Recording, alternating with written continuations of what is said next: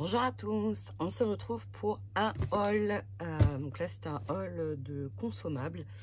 Je vous avais dit que je passerais une commande à Craftelier parce que j'avais besoin de certaines petites choses.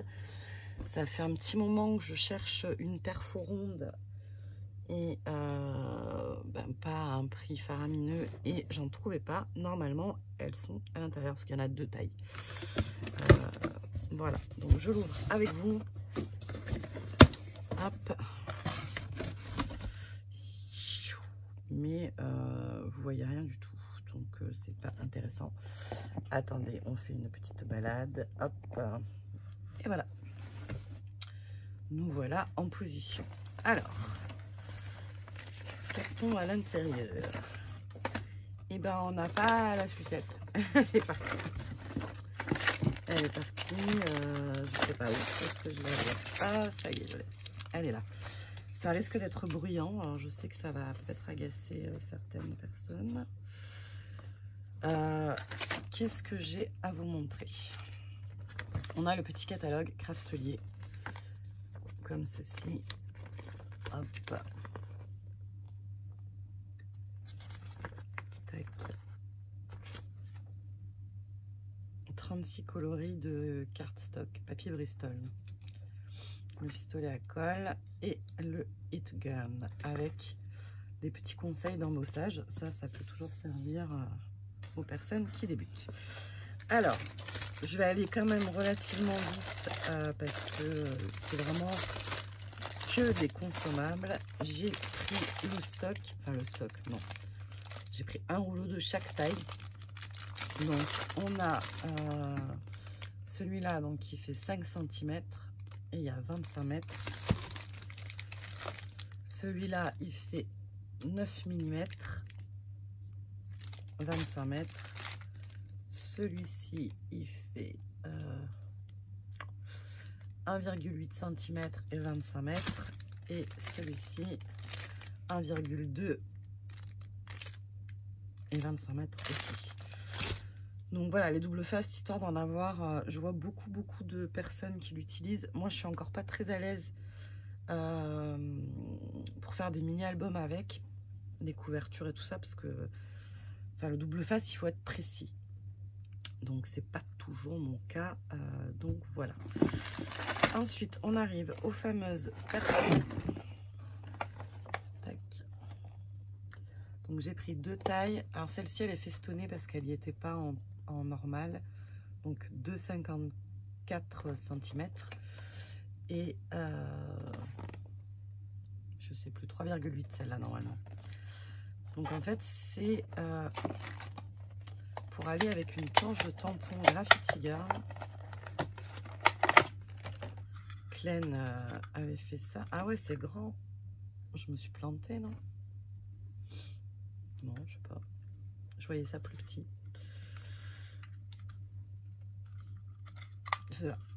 Voilà, et tac, j'ai petit Roméo qui me tourne autour, c'est pas voulu. Voilà, ensuite j'en ai entendu beaucoup parler, donc j'ai voulu la tester. C'est la Bloc. Elle est super bien emballée, hein, faite dans du papier film qu'on va garder pour patouiller. Alors, je suppose qu'on doit couper le bout et qu'on a le petit bouchon. Quick drying, c'est les séchages rapides. Non. Clear drying, vinylique, adhésive, ultra résistante. Donc, idéalement, colle vinylique pour tout type de surface. Séchage transparent, idéal pour les projets de scrapbooking, de relure, de cartonnage et déco-cuir. Ok. Donc ça, à tester. Ensuite, alors là, c'est très gadget. C'est beaucoup la couleur, mais je manque tout le temps de cutter efficace. Donc, j'ai repris cela. Cela dit, je n'ai jamais coupé les lames de mes cutters en haut, donc forcément que ça marche pas bien. mais ça m'a toujours un peu stressée. Des fois, on se fait des montagnes de pas grand-chose, mais enfin moi en tout cas. Et là, j'ai vu en fait, je crois, sur une vidéo, attendez, parce que là c'est le tuto pas préparé. Bon, je vais me pencher sur la question. Qu'en fait, là, on a de quoi enlever et pouvoir casser la lame. Voilà.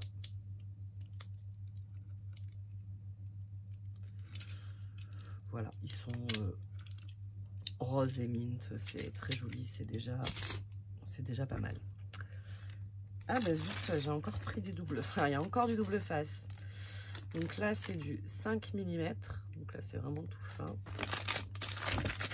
Et là du 2 cm 5. Là quand je vous dis j'ai pris toutes les tailles qui existaient, c'est... Hop, ensuite un petit gadget encore que beaucoup de personnes utilisent et que j'avais très envie de tester. Comment il s'appelle? Il s'appelle le Stamping Pressing Tool. Vous savez, c'est pour appuyer sur la planche de la presse à tampon. Pour éviter d'être comme ça. Et voilà. Alors, par exemple, celle d'Action, si vous appuyez comme je le fais moi, comme une tarée dessus, et ben la vitre qui est un plastique pète. Voilà, c'est arrivé, ça m'est déjà arrivé. Et c'est arrivé à ma copine Audrey cette semaine. Donc je peux vous dire, ça arrive beaucoup plus qu'on ne le croit. Ensuite, j'ai repris des anneaux de reliure. Alors, 3, 4, 5, 6. Donc il y a 6 pièces, ils font 30 mm.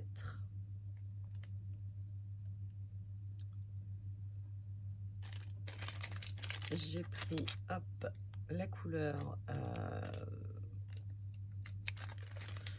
je sais pas quelle couleur il lui donne, il y a peut-être un nom. Turquoise, ouvre tes yeux, Graziella. Et là, c'est les rose gold.